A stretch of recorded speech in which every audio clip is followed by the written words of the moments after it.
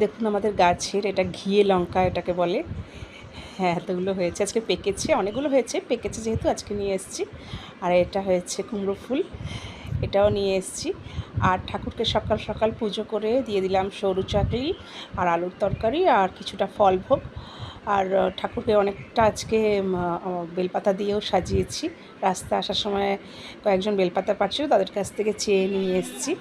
তারপর আমি একটু বাজারে গেছি আর সোনা রূপো কেনার, তো রূপো তো বাজারে নেই আর সোনা কেনার তো ক্ষমতা নেই, তাই একটা ঝাঁটা কিনে এনেছি আর নুনও কিনে এনেছিলাম, সেটা দেখানো হয়নি। আজকে দুপুরবেলায় খাওয়াতে হয়েছিল কচু। কচুটা মা একদম ঝিরঝিরি করে কেটে তরকারি করেছিল, খুব দারুণ হয়েছিল। আর যে কুমড়ো ফুলটা দেখিয়েছিলাম সে কুমড়ো ফুল আর কিছুটা পেঁয়াজ কেটে বড়া বানিয়েছিলাম, খুব দারুণ হয়েছে খেতে। আর মা করেছিল মাছ, আর ছেলের জন্য হয়েছিল মাংস। আর আমার ছেলে দেখুন, এখানে ওদের স্কুলে দিয়া মেকিং কম্পিটিশন ছিল, তো আমার ছেলে এখানে বানাচ্ছে দিয়া। বলেছে মা আমি পুরো বানিয়ে নেওয়ার পরে তুমি দেখিও। বললাম ঠিক আছে। এই যে এবার পুরোটা বানানো হয়ে গেছে।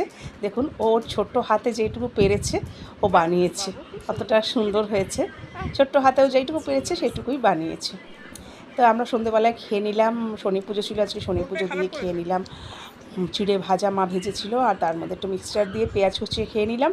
আর রাতের বেলায় আজকে যেহেতু শনিবার তাই বেগুন পুড়েছিলাম আর রুটি ঠাকুরকে দিয়ে দিলাম।